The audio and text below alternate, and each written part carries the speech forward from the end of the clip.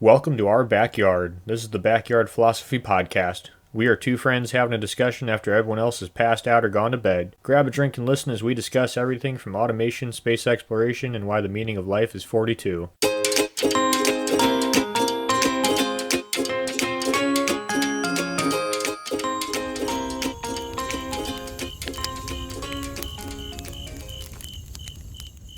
What happens to acts after a fire? Deer, elk, bear, birds. That's probably one of the most common questions I get. And I don't really know. My area of study is plants, really. But I've been doing a bunch of research. They were going to talk about what happens to a northern spotted owl after a fire. Going to explain a little bit about the northern spotted owl to understand how it lives before the fire so that we can better understand how it's going to live after a fire. And man, this is a divisive topic. I should have known. We'll get into that, why it had so much conflicting information a little bit later. But before we get into that, Mike, how are you doing? What are you drinking? Well, I'm surprised you were caught off guard with this because you're such an avid bird watcher. And I'm doing pretty good, drinking some Coletto Creek. What about yourself? How are you doing and what are you drinking? I'm getting over COVID, and I was burned a unit today in a broadcast burns, and I'm drinking some Dead Guy. So if my voice sounds like shit, well, that's because it is. We're going to keep going. Okay, so the northern spotted owl. It's a mostly nocturnal species of owl that's pretty much lives along the west coast. It's in areas in the Sierra Nevadas and the Cascades, basically from central-ish California, like San Francisco and above, up to the edge of Washington, a little bit into Canada, but most of their population is concentrated in the state of Oregon, just because the two extremes are on either side. So in the middle, that's where your good habitat's going to be, climate-wise. And for those of you who don't know, the northern spotted owl is a threatened species, so it's not endangered, but it's not common. So there's a lot of legislation in place to protect it. Each state's different. But I think it does fall under the Endangered Species Act, overarching federal legislation, and then each states have their own. But we're not really getting too deep into that. So first, how big is the area they live in? Now, this is a pretty contentious area because this has a lot of management implications on the ground. And the thing is, it's hard to tell because their range is pretty much, well, how far do you have to go to get food? Areas with a lot of food, they don't have to go far from home. Areas with not a lot of food, they got to venture farther to find food. Hey, everyone got to eat. Everyone's got to eat. And don't worry, guys, I converted all this out of the metric system back into imperial. No, put it back. I'll do both for you, Mike, but I won't be happy about it. So their kind of home range, and this is where they are like 60% of the time, is a 2.9 kilometer radius, which is 1.8 miles. That's a huge area, like for a radius. That's one way, 2 miles out, 2 miles back. And that's where they spend 60% of their time. So that means 40% of the time they're going to go out of that area and look. And so basically when you look at, I guess, the circle, it's not always a perfect circle because it's going to be defined by changes in habitat, elevation, but anywhere from like 1,000 acres to 3,000 acres that they're going to cover as their quote-unquote home range. So that's a huge area to cover. And this is problematic for them. One of the reasons they're threatened, because they need a giant amount of area. I mean, 3,000 acres is what some of the studies have said. And now I think some of these are kind of inflated because the northern spotted owl basically dictates forest management for the Pacific Northwest. If science was proven to show that disparate, multiple age classes and the northern spotted owl didn't need a certain habitat type, then it would lessen restrictions on logging. But if you can prove that logging is detrimental, then it's going to hasten restrictions. So environmentalists are going to try and provide studies that say, anything that's changed in habitat is bad for the owl. The timber industry is going to put out studies that say the owl doesn't care. And they're both kind of right. So I've read a lot. So some of this information, I'm going to do my best if it's something that I think the truth is somewhere in the middle. So for habitat range, I think 3,000 square acres is a little bit on the high side. I think 1,000 square acres is probably maybe low, so maybe 1,500 acres squared as a home range seems reasonable, right? We'll split the difference, but that's still a huge number. And the problem with that is if 640 acres is 1 square mile, that's several ownerships. So you're looking at least 2 square miles. That's good. And the way the West is laid out, part of that is going to be private, part of that's going to be public, which means you're going to have whether it be houses or whether it be timber company ground mixed with BLM or Forest Service, but it's not going to be two square miles of habitat that the owl needs. So what habitat does the owl need? Owls need big timber. They need trees above the age class of 125 years, pretty much, plus or minus depending on the coast. You get faster growing trees, so age isn't really it. It's more of a size. They need dead standing trees that they can roost in. This is some kind of. This is kind of an odd question, but when they're in their territory, do they migrate from it, or do they kind of just live in that 2.5 mile radius forever? They will migrate if they lose a mate. They'll try and they'll move out of their area to find a mate somewhere else. Gotcha. But if they have a mate, most likely they will stay in that radius until they die or lose a mate.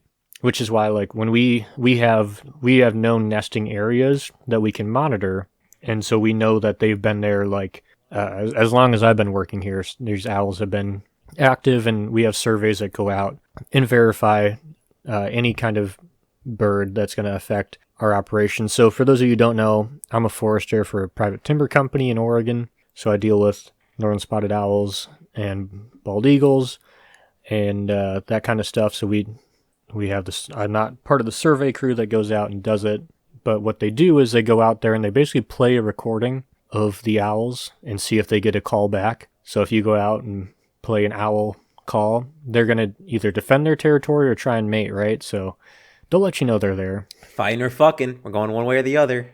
Yep, just like most animals. It's something I thought was interesting is we refer to northern spotted owls in the timber industry mostly as NSOs, and then I hear the more environmental side. I don't like to use the term environmentalist because we want to save the earth too, but we both have different ways of keeping the forest healthy. But they call them spotties, which I think is like a much more softer name, I guess. Like, trying to play on it's a cute little owl thing. And whereas like the timber industry is like, oh, it's an NSO, and immediately conjures up like the regulations pertaining to that. This is gonna sound dumb. What's NSO?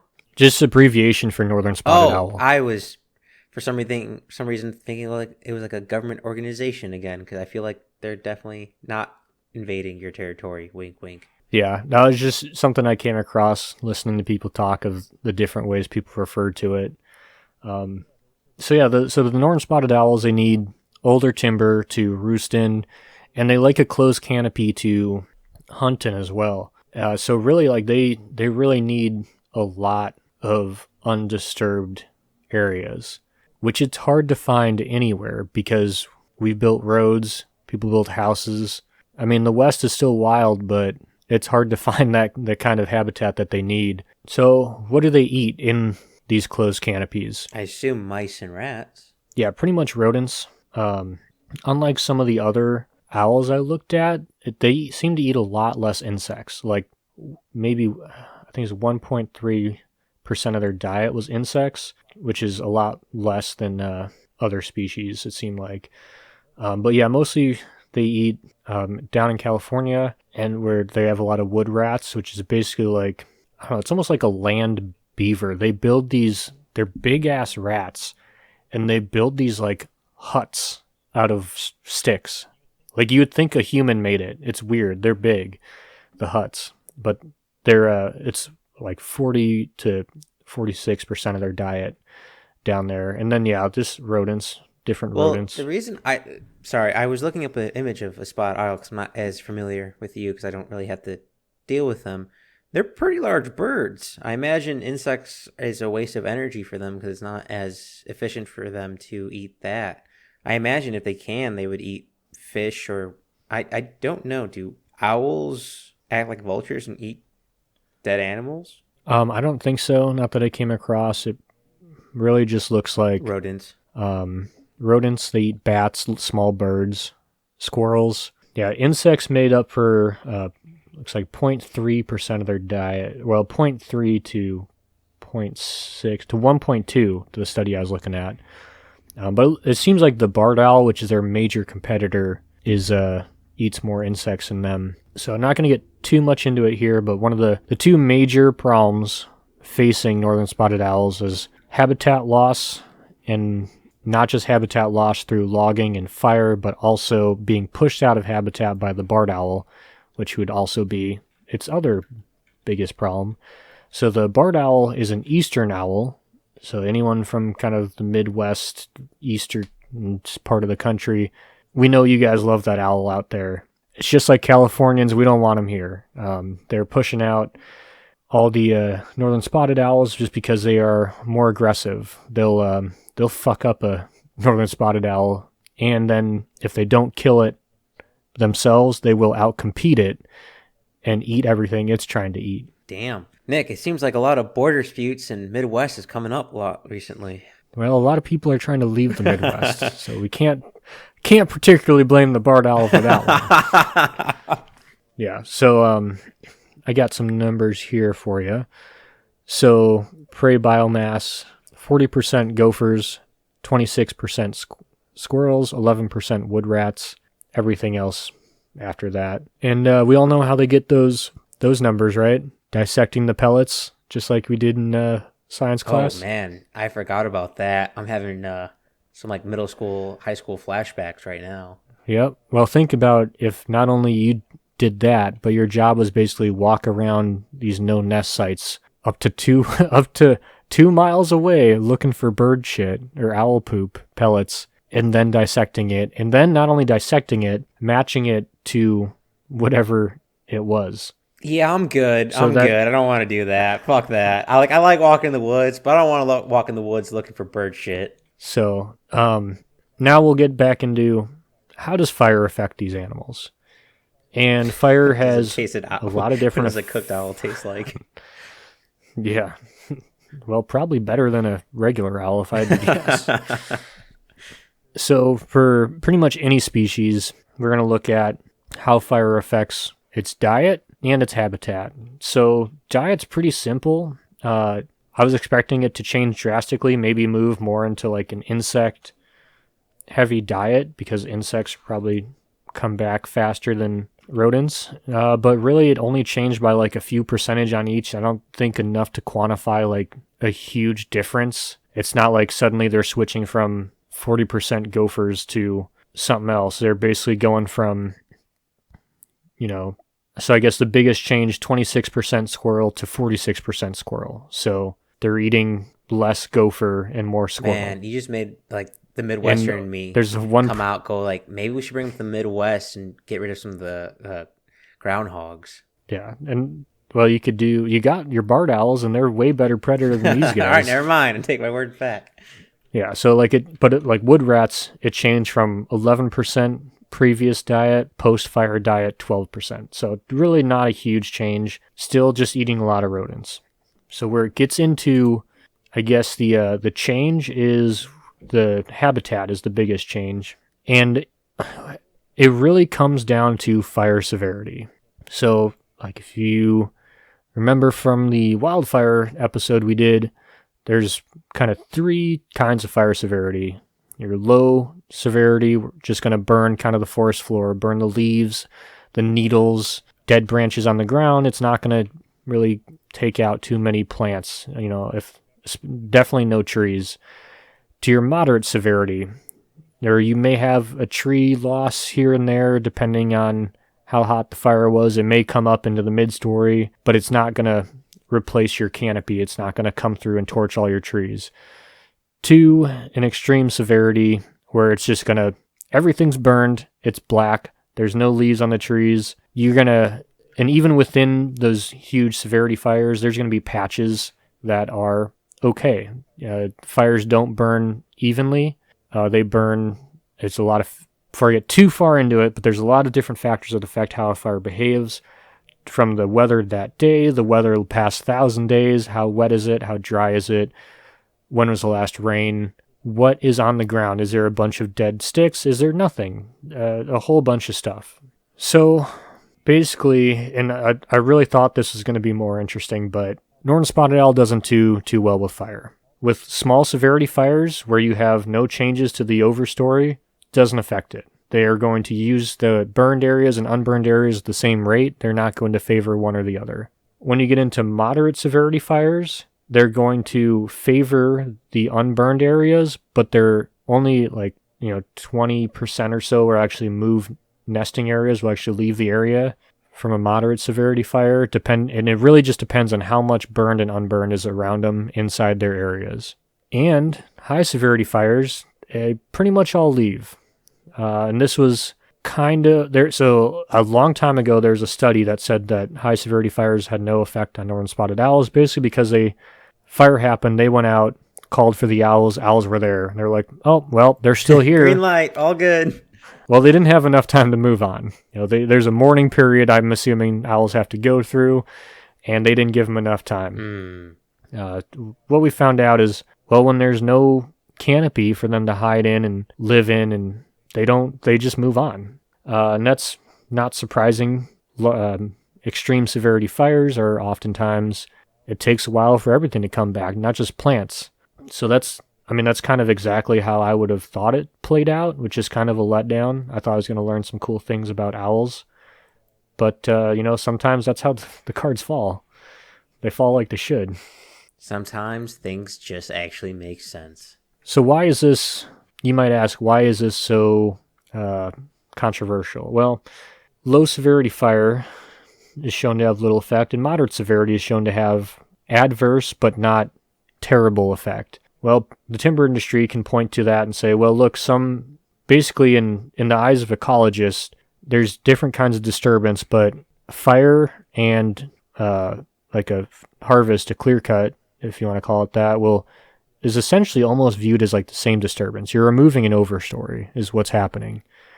Ecologically, it's different. You don't have that nutrient that gets put right away back in the soil through burning, but some of that goes back into the soil. But ecologically, they behave pretty similar. So it's kind of like saying, oh, well, this isn't a huge detriment. But if you look at the moderate or the huge severity fires, extreme severity fires that the northern spotted owls just get up and go, environmentalists can look at that and say, well, look, they can't tolerate this. Why would they be able to tolerate logging? Which is why I didn't want to give you any specific numbers on what percentage of owls leave. Not because I'm trying to hide anything from you, but because I don't think that it would be responsible of me, because it's just, they're all over the board. And as soon as you find a paper that seems reasonable, there's another one tearing it apart.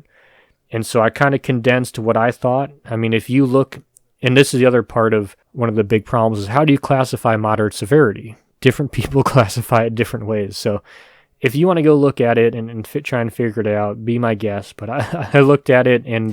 Nope, not today. Hell no. Yeah, we could spend a whole hour just going back and forth. So from what I read, and did help. One of the studies actually talked about a fire on ground that my company manages. So I can picture that fire. And they put it as a... extreme severity fire, which I would too, because it was hot. The Douglas complex. They talked about it being primarily federally managed in late successional forests, which is the fancy way of saying old growth. It's got with an old growth, which is kind of what you're looking for with northern spotted owls. It's got your oldest trees, then you got a mid canopy layer about like 50 to 80 feet tall. So you're kind of mid-story, maybe a little bit shorter, and then you got your younger trees who are like anywhere from an inch to like 8-10 feet tall. You basically have the forest being in its end of life stages. It's not really an age thing. It's more of there's certain characteristics that need met. Like you have to have 3 age groups, like I mentioned, and you have to have a certain amount per acre of dead standing timber and dead down timber, and that's what they're looking for. They're not looking for an age. The northern spotted owls aren't going, well, I can't move into this tree because it's not 125 years, even if it meets every other criteria, which is why I think it's important to get away from this, oh, old trees is what's important. It's like, no, we can accelerate how a forest looks to make it, and we can make an 80-year-old forest simulate what you want this to be. The other thing about that we did find with the moderate severity forest and a little bit with the high severity fires, the northern spotted owls, like we said, like older trees. Well, where are those older trees usually? Somewhere low, somewhere wet, somewhere safe from fires. Certain species adapted to fire, like Douglas fir and ponderosa pine, they grew really thick bark so they could live through fire. But the western red cedar said, let's just live where it's wet as shit and doesn't burn. It's hard to light stuff on fire when it's wet. Yeah, that's kind of what the northern spotted owl did. It said, I'm just going to live where stuff doesn't burn very often. And because of that, it's not as well adapted as species that live in more fire-prone areas. But they are birds, they can move, and they do tend to go find other areas. So, they don't have any cool fire-adapted traits like some other species do, but at the end of the day, they are still birds. Flying is one really good way to avoid fires. Well, they do have bird-sized brains as well. Yeah. Well, they did, you lose your house, but, it's not like you're a tree. Trees can't move out of the ways of fire. That's why they adapt to live through fires. Owls can get around it. So one of the things the takeaways from my research is, fire's been around the Pacific Northwest for 11,000 years at least, is what our records go back to. Obviously, anyone who's watching the news seeing we have a lot more quote-unquote mega fires. We're having longer, drier summers. We're having larger fires, larger acreage. That shouldn't be too much of a surprise. And because of that, we're having larger, or I guess, well, obviously larger, but more extreme severity fires, which is detrimental to northern spotted owl.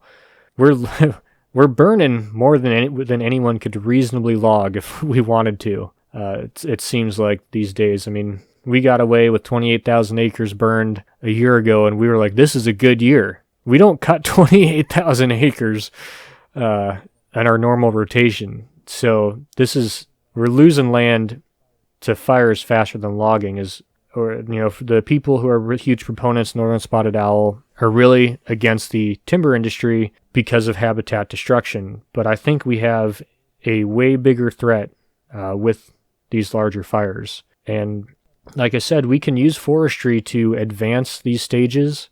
So like if you have a stand that should be quote unquote ready for harvest 80 years or so, it's got relatively tall trees. If you come in and thin that out and then you plant like plant a bunch of cedars or something, and then in another 20 years, which is a short time when you're talking about trees, plant some more understory trees, and then you can come in and you can even knock out just kill a few trees here and there to create dead standing timber. I mean, you can be at an old growth forest criteria before you get there to that age class. So not forest management isn't just about cutting down trees, it's getting to your required objective. And so if we do more of that, then maybe we increase habitat. I mean, right now, if you look at the National Forest, the Forest Service's plan, it's all about basically just doing thinnings to create a more fire-proof forest, for pretty much every species. But I don't know. Let's get a little creative with it, I think. I mean, yeah. I mean, not always the one answer is a solve all answer. Sometimes it's a multiple stage, multiple step, multiple avenue answer to solve a problem. Yeah. And like right now, basically a half mile is protected from spotted owls. Is limited stuff you can do in there, especially during their mating season. But they have a 70-acre core area that you can't log. And I do agree that's 70 acres that's not a lot compared to, almost 1,500 acres that there is their home range. But humans have to exist on the environment too. I mean, anywhere there's an owl, how do we deal with that? We can't have a protected area of almost 2 miles from these things. We'd have highways. We have, it seems like it's going to be difficult in any way for humans and northern spotted owls to coexist and preserve all their habitat. I don't know. What do you think, Mike? Just think about 1.8 miles either direction. So that's a 4-mile circle. Well, what first comes to mind is a joke of, hey, if you want to give me 70 acres, I won't say no. The second being, a lot in the Northwest region from doing this podcast and being with you is how, for lack of better terms, checkerboard the Northwest region is between private land and government land. To me, it might make sense to solidify all the public land in one place, so it's like a giant national park, and all the private land, so that way it's not, private, public, private, public, private, public. So it might give it a better chance for the owls to have a large range of territory without much disturbance. Yeah, I mean, that's definitely, you want to try and consolidate that federal ground because there is no money in trying to create a late successional forest. You're prolonging your harvest schedule. If you need to make money to stay in business, it doesn't make sense to do that. Now, the federal government is their forests are not for making money. They used to be, but right now they're kind of for recreation and habitat. And this is like a great habitat that you'd think they'd be willing to kind of do something like this to, you got, some of these owls live for a long time. You got owls that they were protected in like the 70s, and I think it's or the 80s, but it's been monitored up through then, and it might be a different owl, but that nest site is still active. So if you have a nest that's been used for that long, maybe do a parcel trade, and you get this acre, this mile here, we'll take that mile here, and promote the protection of that owl. Or at least that nest site. It's going to be used by different owls. So I think that's a great idea because we can, thin trees out. We can do certain things. We can't really make them grow that much faster. We can get them, with good forestry, you can get them maybe 20 years ahead. You can have what they're looking for at 80, I imagine, 80 to 90, but it's not going to be exactly what you're looking for. Only time can do that. Or just saying, animal experimentation, CRISPR, we make super spotted owls. So the barred owls, which are moving in on northern spotted owls, they do hybridize, but not at like a high volume. Because you'd think that's almost like a solution, right? We're going to get the let's be a good predator piece from the barred owls and the characteristic of the northern spotted owl, and maybe they'd stand a chance. Well, that's all I had on northern spotted owl, unless you had anything, Mike. No, I'm working really hard in my brain for a bird joke, but I guess my brain's about the size of a bird right now, so I can't come up with anything. Yeah, you're still thinking about all those good times dissecting owl poop. If I had to guess. Well, let us know if you have any solutions for our northern spotted owl problem.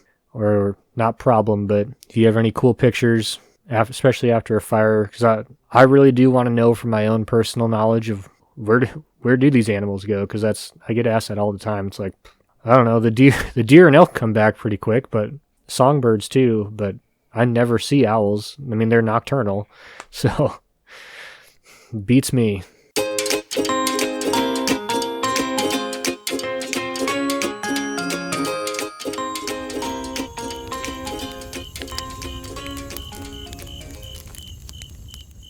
Thanks for listening to the Backyard Philosophy Podcast. We rarely finish a podcast without missing a point we wanted to bring up, so let us know what we forgot. And if you have a topic you want us to talk about, let us know at Backyard Philosophy on Instagram and Backyard Philosophy Podcast on Facebook.